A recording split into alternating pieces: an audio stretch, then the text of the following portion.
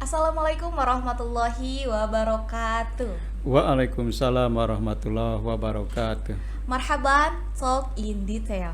Oke teman-teman, senang sekali bisa ketemu lagi bersama teman-teman semua masih dalam YouTube channel milik PKAI AIT Official yang mana membahas banyak sekali nih hal-hal menarik di kampus tercinta kita.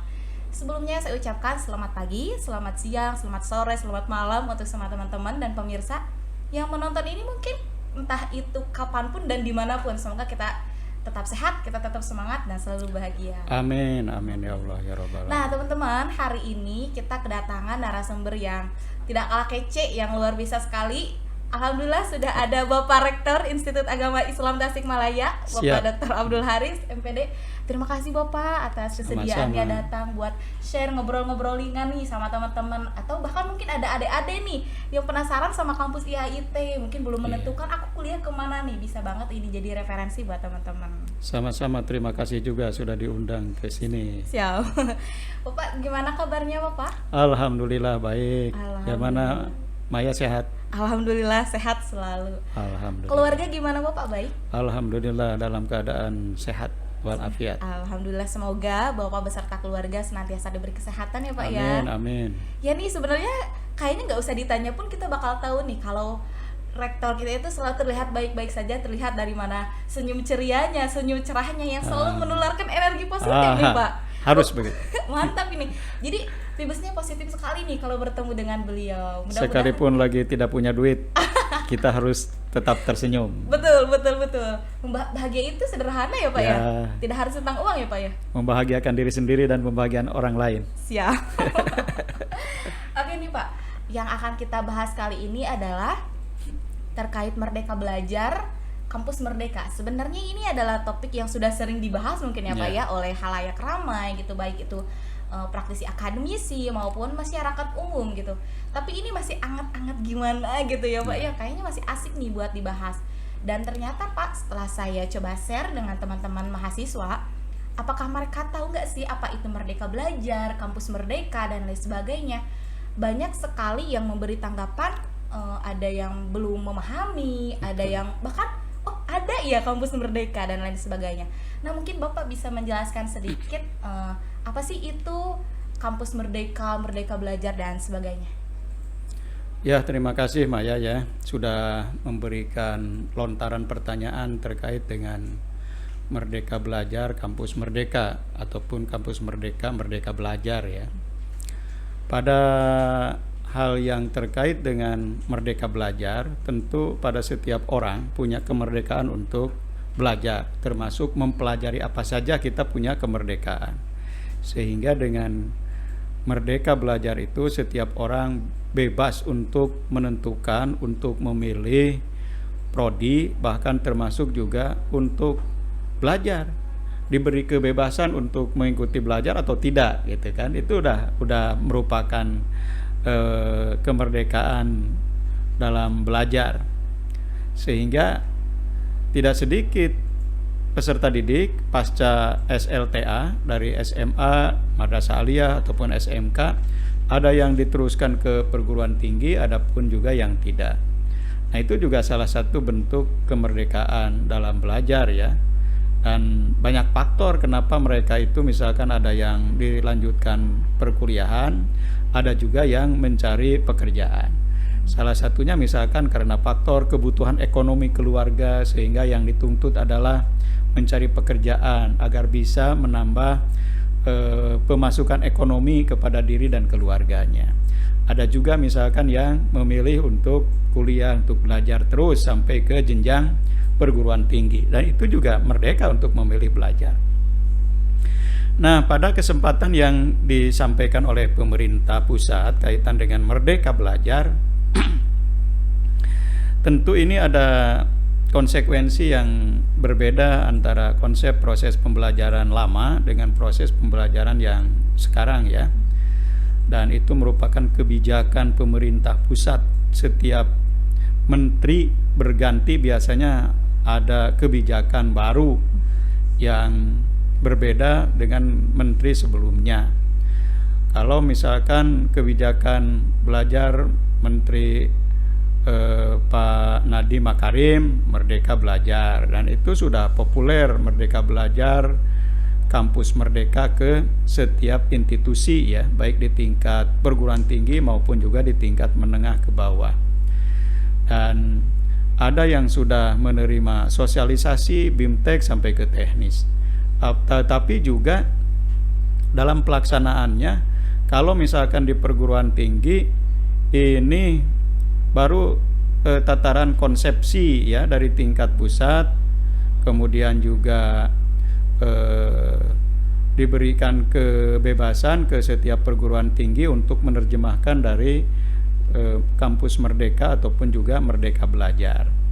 Dan kami ataupun Institut Agama Islam Tasikmalaya pernah mengadakan studi komparasi dengan perguruan tinggi dalam merealisasikan konsep Merdeka Belajar ataupun juga kampus merdeka ini seperti apa. Salah satunya kami telah studi komparasi misalkan ke Universitas Garut ya. Di Garut, dan universitas tersebut sudah menerjemahkan ataupun merealisasikan menurut konsep perguruan tinggi tersebut kaitan dengan Merdeka Belajar. Salah satunya misalkan termasuk juga ada belajar di luar prodi ataupun juga belajar di luar perguruan tingginya. Dan Merdeka Belajar ini diberlakukan pada khususnya kepada mahasiswa yang sudah semester 5 ke atas ya, semester 6 ke atas, sementara semester 6 ke bawah itu masih melaksanakan kurikulum yang sesuai dengan acuan prodinya masing-masing. Pada pelaksanaan Merdeka Belajar ini salah satunya misalkan ya, tentu ini sangat banyak kalau kita harus diurai dan tidak akan selesai dengan waktu yang sangat singkat. Tapi paling tidak secara garis besar bahwa di semester 6 ke atas itu bahwa si mahasiswa selain kurikulum yang ada di prodi masing-masing diperbolehkan juga misalkan untuk mengambil istilahnya mata kuliah di luar prodi yang terkait, yang bersangkutan. Nah, dan dosen yang ada di prodi konsekuensinya harus memberikan nilai sesuai dengan semesternya, misalkan begitu. Bahkan bisa jadi ada secara selain teori di kampus juga misalkan bagaimana mahasiswa bisa magang di dunia realita, misalkan ya.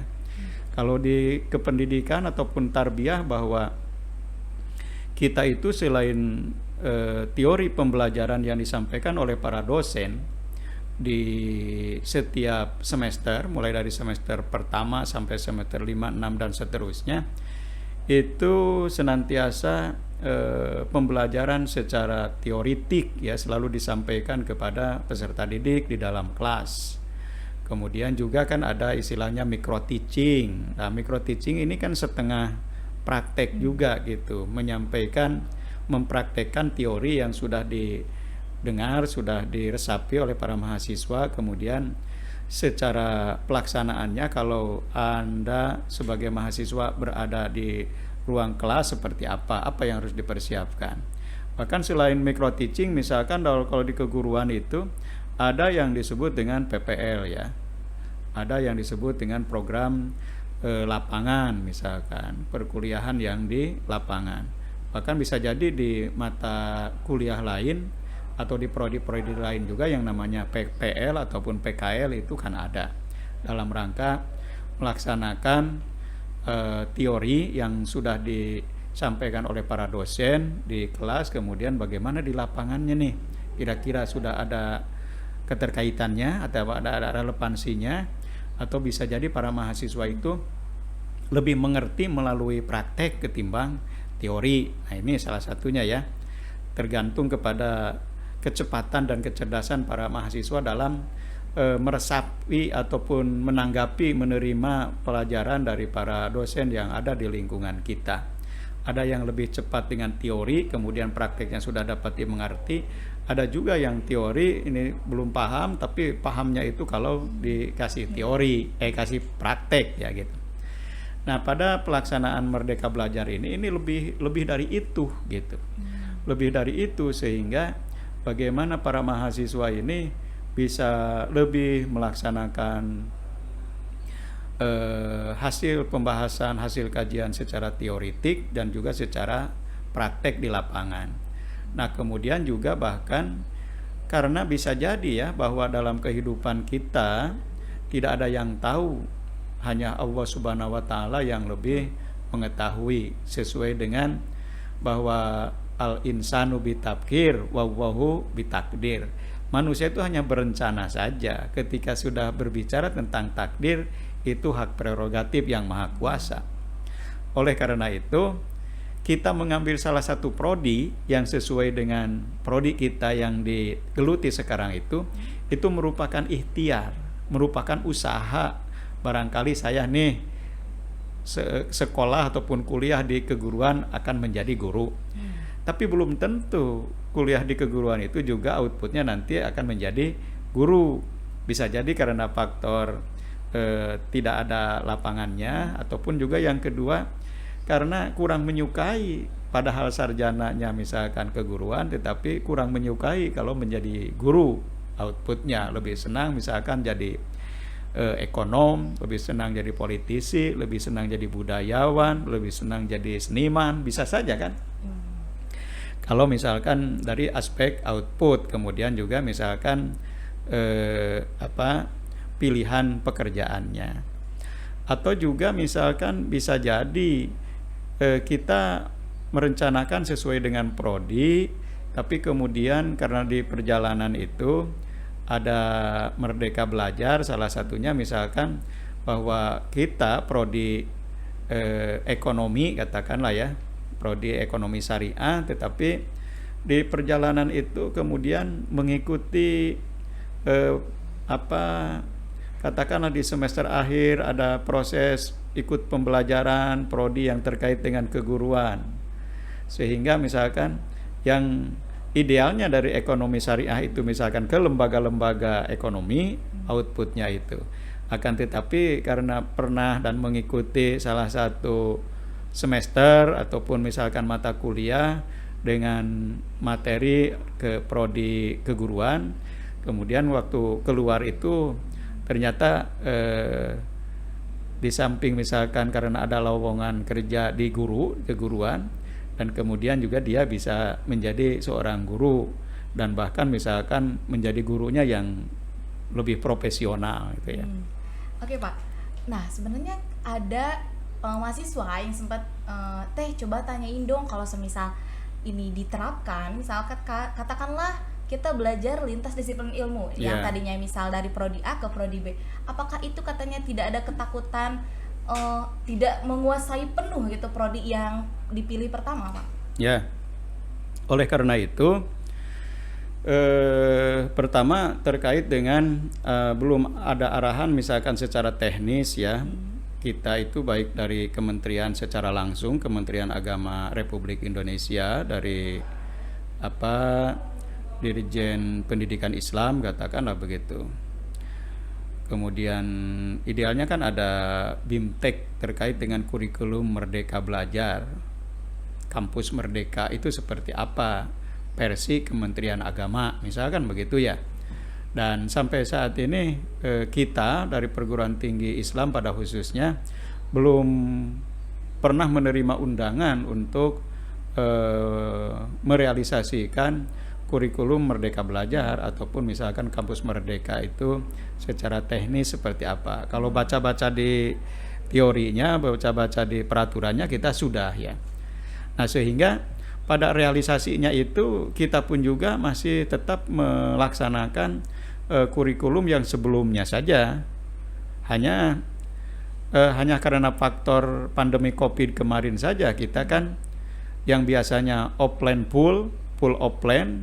Nah, kemarin itu hampir 2 tahun kita itu menggunakan metode pembelajaran blended learning. Ada saatnya waktu online, tapi sekali-kali juga kampus memanggil ataupun dosen memanggil para mahasiswa untuk masuk ke kelas belajar secara offline. Nah, kalau itu kan tidak terkait dengan masalah Merdeka Belajar ya, ataupun kampus Merdeka, tapi karena betul-betul karena wabah COVID-19.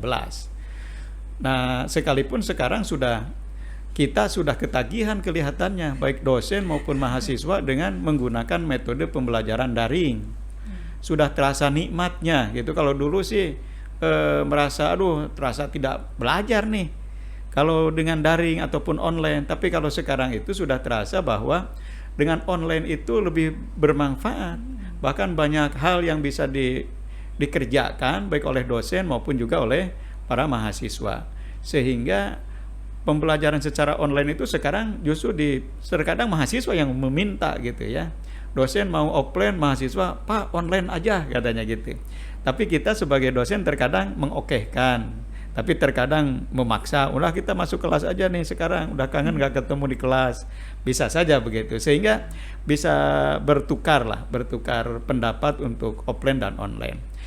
Nah, ini tidak terkait sebenarnya dengan masalah Merdeka Belajar ataupun kampus Merdeka, sekalipun misalkan pada Merdeka Belajar itu dengan perkembangan zaman di zaman sekarang itu, di zaman serba IT, serba digital, tentu sebenarnya yang nama online daring itu sepertinya harus menjadi sebuah terobosan baik oleh perguruan tinggi maupun juga oleh teman-teman mahasiswa, adik-adik mahasiswa yang ada di perkotaan maupun juga yang ada di daerah, dan dalam rangka memudahkan untuk proses perkuliahan ya. Nah, terkait dengan pelaksanaan Merdeka Belajar Kampus Merdeka itu, pertama bahwa kampus kita masih menggunakan metode pembelajaran yang seperti biasa, yang sudah berjalan dari hari ke hari, dari waktu ke waktu, dari dulu sampai sekarang belum jauh berubah ya. Kemudian juga kita karena belum memiliki fasilitas yang mendukung untuk melaksanakan konsep Merdeka Belajar, terkait kalau misalkan mahasiswa prodi ini kemudian boleh di dalam satu semester kemudian belajar di prodi yang lain. Nah, salah satunya misalkan belum ada kesiapan baik dari kampus sendiri maupun juga dari mahasiswa. Akan tetapi kalau misalkan ini diharuskan, katakanlah begitu ya kenapa tidak, dan bisa-bisa saja misalkan di semester 6 ke atas mengikuti mata kuliah di semester 6 ke atas di prodi yang lain dalam rangka menambah dan mengembangkan wawasan peserta didik ataupun para mahasiswa. Jadi kepalanya tidak atau matanya tidak menggunakan mata kuda prodinya sendiri, sehingga nama wawasan di kepalanya itu ada wawasan prodi dari yang lain. Nah, ini bisa saja sih itu tadi, karena dalam hidup ini secara output nanti bisa jadi tidak sesuai dengan harapan dirinya mengambil salah satu prodi. Dalam pelaksanaan di kehidupan kita sehari-hari bisa jadi yang ijazahnya keguruan ternyata jadi bisnismen. Betul. Atau jadi politisi, ataupun juga misalkan menjadi seniman, ataupun jadi apalah, jadi artis, jadi ustadz misalkan gitu ya. Yang sebenarnya bisa jadi tidak relevan dengan ijazahnya. Dan itu sah-sah saja, bisa-bisa saja, tapi tergantung kepada talenta peserta didik, talenta para mahasiswa. Dan dalam rangka itulah yang dimaksud Merdeka Belajar, Kampus Merdeka, menurut saya bahwa pemerintah pusat itu memberikan arahan kepada para mahasiswa, kepada perguruan tinggi, jangan hanya satu linier, satu prodi saja yang didalami, dikaji, akan tetapi boleh saja misalkan mengkaji prodi ataupun mata kuliah dari prodi yang lain, sehingga dampaknya itu dampak yang positif, dampak bisa memberikan wawasan lebih luas lagi di samping keprodian yang dia ampuh. Ya, menurut saya sih lebih arahnya ke sana. Bahkan kalau kita misalkan mengadakan MOU ya, seperti halnya misalkan YIT dalam proses MOU dengan JITA. JITA itu Jepang Indonesia Trading JITA ya, asosiasi. Itu salah satunya dari MOU itu ada MOU bisnis, tapi juga ada MOU misalkan untuk membuka lapangan kerja, sehingga misalkan para alumni dari kampus kita itu, dari YIT ini, bisa bekerja di Jepang, akan tetapi harus sesuai dengan kompetensi yang dibutuhkan ataupun keahlian yang dibutuhkan oleh pihak Jepang. Salah satunya misalkan pasca kuliah itu harus mengikuti pendidikan khusus yang sudah dibutuhkan ya, materinya disiapkan misalkan oleh Jepang. Kemudian juga apakah ada nggak para alumni ataupun mahasiswa akhir kita untuk bekerja di sana misalkan. Kalau ada ya kemudian harus mengikuti proses pembelajaran tambahannya yang terkait dengan keahlian yang dibutuhkan di Jepang. Kalau misalkan pendidikan yang terkait dengan pendidikan, yang terkait dengan kesehatan, yang terkait dengan skill-skill khusus misalkan yang dibutuhkan di negara Jepang. Nah, itu salah satunya ya. Karena di kampus juga sudah terdiri dari berbagai prodi. Nah, sehingga bisa saja bahwa output Institut Agama Islam Tasikmalaya di bawah naungan MOU YIT dengan pihak JITA misalkan ya. Kemudian juga salah satu MOU-nya anggap misalkan bahwa output alumni dari YIT ini bisa mengikuti berkompetisi di mencari pekerjaan di Jepang setelah diberikan wawasan tentang keahlian khususnya di sini. Betul, jadi supaya punya nilai daya saing gitu ya Pak ya. Kira-kira begitu. Karena betul tadi teman-teman, kita tidak tahu nih kedepannya apakah kita akan linear nggak nih sama jurusan yang kita ambil. Makanya perlu sekali kita mengasah soft skill kita, hard skill kita, supaya nanti ketika kita benar-benar terjun ke dunia kerja, ke dunia nyata itu kita tidak gagap lagi mungkin ya Pak ya. Betul. Oke. Dan ini ada yang menarik Pak tadi terkait dengan ada magang kan ya Pak ya di Merdeka Belajar. Ada magang. Sebenarnya kan di kita pun meskipun belum memakai konsep Merdeka Belajar, kampus mereka sudah ada ya Pak ya magang. Betul. Tersebut ada micro teaching-nya untuk pembelajaran persiapannya, bahkan kita juga ada PPL-nya. Tapi Pak, setelah dibaca-baca ternyata kurun waktu yang dipakai di kampus mereka itu ada yang mengatakan itu terlalu lama katanya, sehingga ditakutkannya ini dimanfaatkan nih sama pihak-pihak industri. Gimana nih supaya kita punya buruh tapi harganya setengah nih, karena hitungannya mereka ikut belajar lah sama kita. Nah, menanggapi itu menurut Bapak sendiri seperti apa? Ya, karena proses pembelajaran itu kita kan pakai semesteran, minimal 1 semester. Satu semester itu 6 bulan ya, rata-rata 6 bulan. Nah, kalau 6 bulan, katakanlah misalkan ada magang, anggap misalkan mahasiswa kita kemudian mengikuti magang di industri tertentu ya, selama 6 bulan. Niatnya katakanlah bahwa bagaimana misalkan antara teori yang didapatkan di kampus itu kemudian juga dilaksanakan di dunia nyata, di dunia industri, di pelaksanaan kegiatan sehari-hari. Nah, kemudian apakah misalkan itu sudah relevan tidak gitu ya. Yang dihadirkan oleh Maya tadi itu ataupun teman-teman Maya yang selalu bertanya, nah ini dikhawatirkan hanya dimanfaatkan tenaganya, pikirannya, misalkan gitu ya. Sementara misalkan upahnya katakanlah sangat minimalis, padahal waktunya harus belajar gitu, misalkan secara total. Akan tetapi karena ada magang sehingga pembelajaran yang harusnya total itu ya sudah pakai magang. Apakah misalkan ini ada unsur hanya pemanfaatan saja dari pihak industri? Bisa-bisa saja gitu ya. Itu pun juga ya seperti sekarang saja misalkan anak-anak SMK ataupun juga yang punya kegiatan khusus ya, kemudian magang di dunia industri, di bengkel ataupun juga misalkan di pabrik atau di mana. apalagi kalau jangkanya panjang, katakanlah sekitar 1 semester kan panjang gitu. Bisa jadi sebenarnya bagi industri itu ada manfaatnya karena dibantu oleh sumber daya manusia baru yang tidak menggunakan bayaran begitu berat. Kemudian juga ada manfaatnya buat bagi lembaga industri yang seharusnya yang punya SDM-nya cuma 10, tapi karena ada yang magang berguna, dikerjakan secara maksimal karena ada tambahan sumber daya manusia magang 10 menjadi 20 orang. Dan itulah mungkin salah satu yang disebut dengan feedback ya, antara saling menguntungkan antara pihak yang magang dengan mahasiswa yang magang.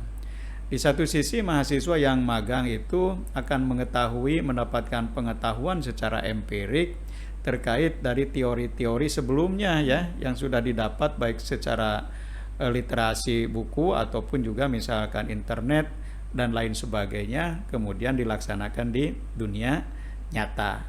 Yang asalnya tidak tahu, yang asalnya tidak mengerti, yang asalnya tidak dapat dipahami, dengan adanya dunia magang itu kemudian menjadi paham. Termasuk juga ada psikologi ya, yang kalau di kelas katakanlah oleh dosen, oleh guru agak dimanja-manja, agak dimotivasi.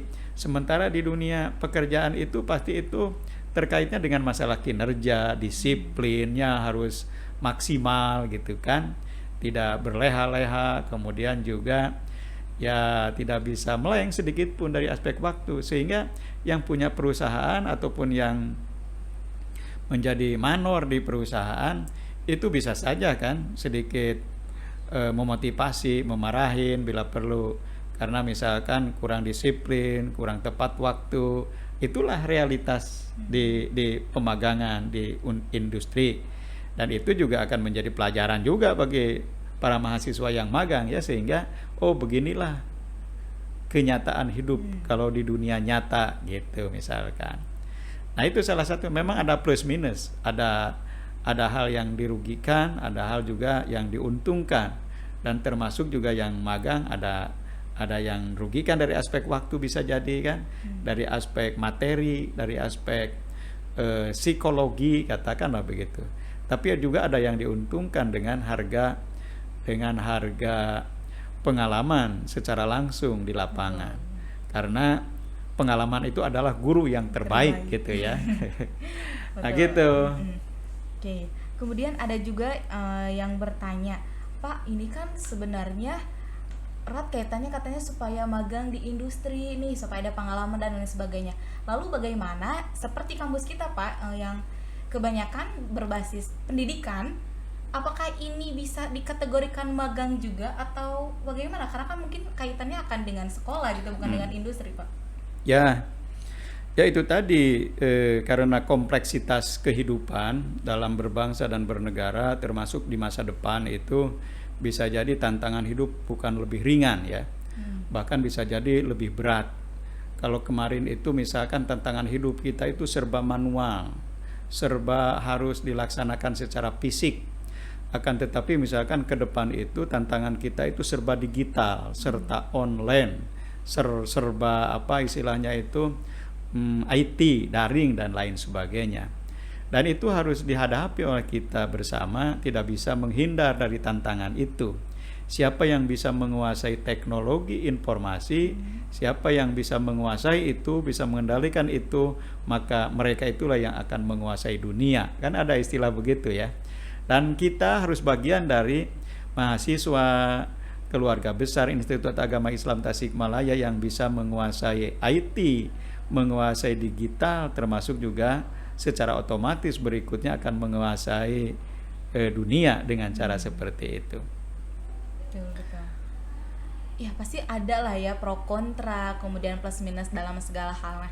Dan salah satu yang menarik tadi, karena Bapak sempat menyinggung masalah prodi, sebenarnya teman-teman dalam Kampus Merdeka atau Merdeka Belajar ini ada salah satu kebijakan di mana dipermudahnya untuk membuka prodi yang baru gitu kan.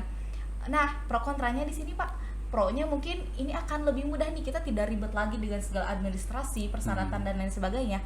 Tapi di satu sisi juga kekurangannya adalah bagaimana apakah SDM-nya sudah mumpuni tidak nih untuk mendirikan prodi baru itu sendiri. Iya. Nah, kalau terkait itu tanggapan dari Bapak sendiri seperti apa? Oke.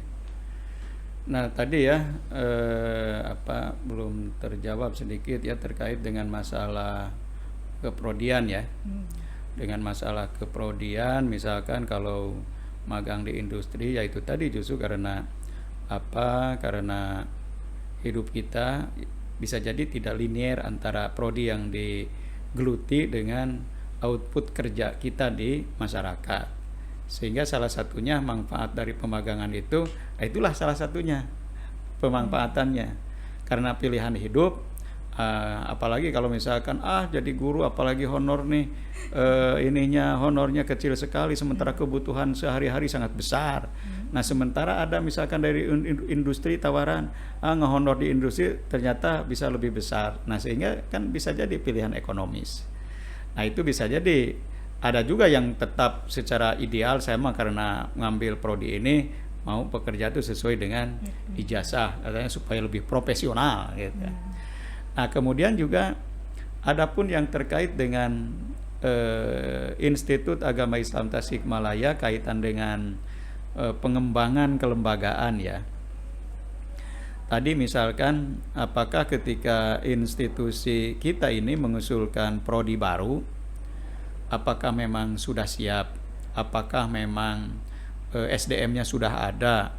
Apakah kurikulum, apakah misalkan segala macamnya kita siap? Nah, kalau berbicara tentang kita siap atau tidak siap, dalam kehidupan itu yang paling prinsip bahwa hari ini harus lebih baik dari hari kemarin.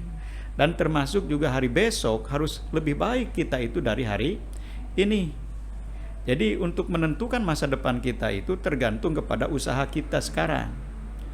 Kesiapan, kesediaan, baik itu SDM maupun juga sarana prasarana yang lainnya, tergantung kepada kesiapan perjuangan kita. Sejauh mana misalkan kita punya cita-cita, punya kemauan. Kalau misalkan sudah ada cita-cita, kalau sudah ada kemauan, biasanya SDM mengikuti sendiri, Sarpras mengikuti sendiri, karena kita punya cita-cita, punya harapan, punya kemauan. Yang namanya SDM tentu ada kekurangan sedikit-sedikit ya, sekalipun memang kita kalau mengusulkan prodi kan ada syarat minimal harus ada dosen 5 yang linear sesuai dengan prodi. Tentu ini udah dipenuhi gitu, sudah ditempuh, makanya bisa mengusulkan prodi A, B, C. Salah satunya misalkan kita sekarang mengusulkan 3 prodi, 1 prodi di pasca sarjana, 1 prodi di Fakultas Ekonomi Syariah dan Bisnis Islam ya, terkait dengan MBS, Manajemen Bisnis Syariah. Kemudian juga 1 prodi di Fakultas Tarbiyah ya, yang prodinya BKPI ya, konseling pendidikan Islam. Kemudian juga ada usulan kita itu dari Tadris, yaitu bahasa Inggris. Ditambah 1 prodi di pasca sarjana setelah PAI yang sedang berjalan sekarang, yaitu ekonomi syariah.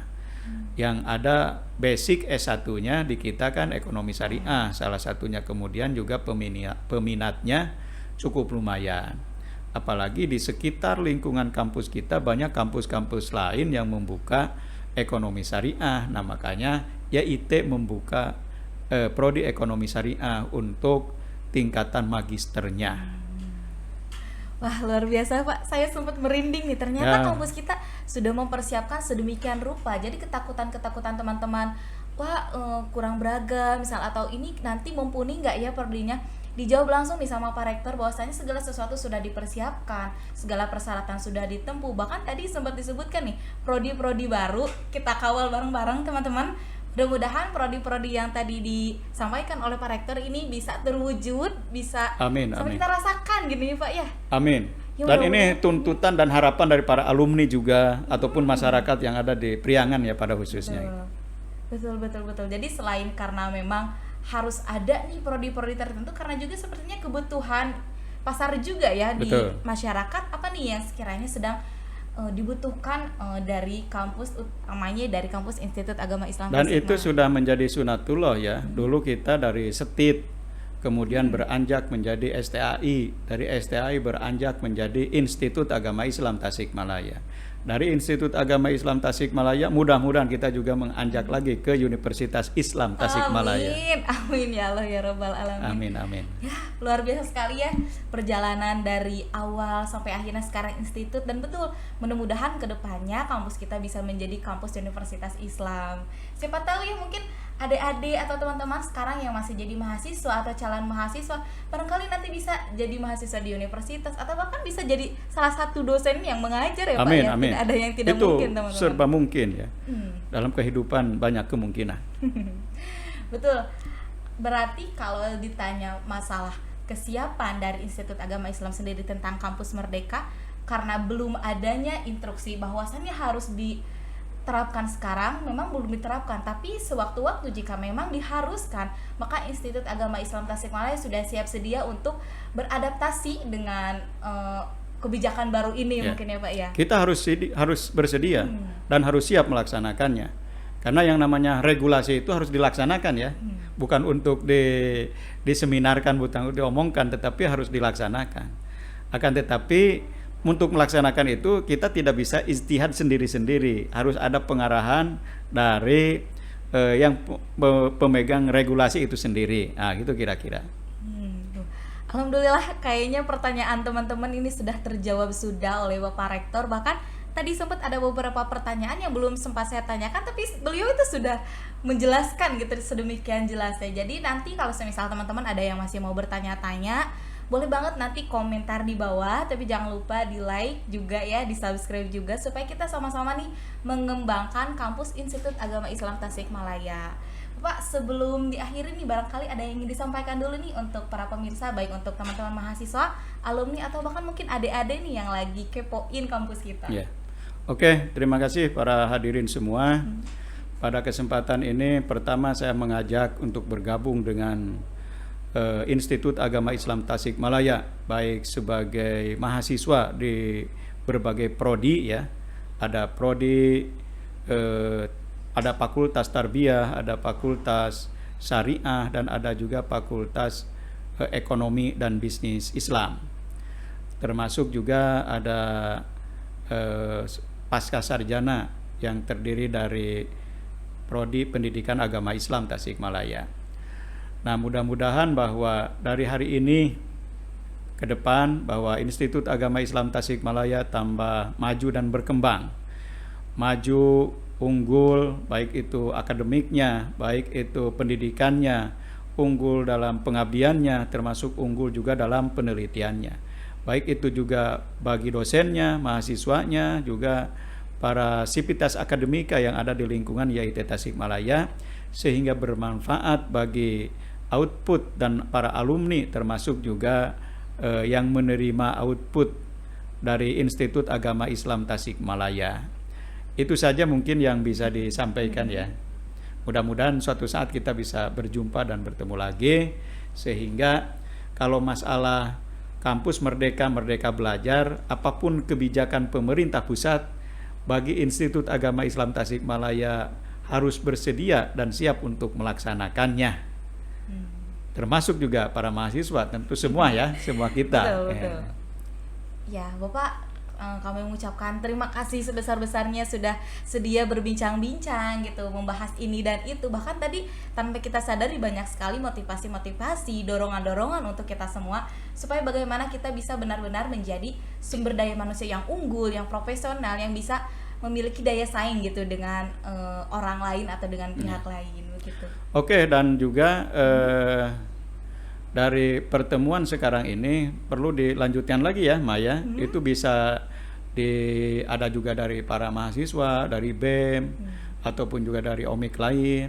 Bahkan BEM juga tidak perlu hanya BEM kampus kita saja, boleh saja misalkan dari kampus lain berbicara tentang sesuatu masalah, termasuk membicarakan tentang Merdeka Belajar, kampus Merdeka, ataupun juga mengundang dosen dari dosen yang lain bukan hanya dari internal kita ya, supaya tambah pencerahan misalkan. Betul. Baik bagi kita ataupun juga bagi pemirsa semua yang mengikuti perkembangan podcast kita ini. Betul, tim kreatif mohon dicatat nih masukan dari Bapak Rektor supaya ini ada gebrakan baru, suasana baru ya Pak betul, ya di podcast kita. Alhamdulillah untuk hari ini saya sangat senang sekali karena beberapa pertanyaan teman-teman sudah terjawab. Bahkan banyak sekali nasihat-nasihat yang saya dapatkan, begitu juga dengan teman-teman. Dan kedepannya kita akan coba mengupayakan apa yang disarankan oleh Bapak Rektor untuk kita lakukan. Jadi jangan lupa like, comment, share sebanyak-banyaknya ke teman-teman yang lain dan juga di subscribe supaya kita makin semangat nih kalau misal apa yang kita lakukan ini ternyata diapresiasi juga nih oleh teman-teman semuanya. Baik Bapak, sekali lagi kami ucapkan terima kasih. Mohon maaf nih Pak atas segala kekurangannya. Mudah-mudahan di next kesempatan kita bisa ngobrol-ngobrol lagi dengan tema-tema yang tidak kalah luar biasa, tidak kalah menariknya. Masih di channel PKA IAI Tasikmalaya Official di Marhaban Talk in Detail. Jadi nanti teman-teman boleh banget nih komen di bawah misal pengen konten apa, dan nanti mungkin tim kreatif bisa untuk sharing-sharing atau mungkin menuruti permintaan teman-teman seperti itu. Baik Bapak, sekali lagi kami ucapkan terima kasih sama-sama. Kekurangannya boleh say dadah atau selamat berjumpa lagi. Terima kasih. Wassalamualaikum warahmatullahi wabarakatuh. Waalaikumsalam warahmatullahi wabarakatuh.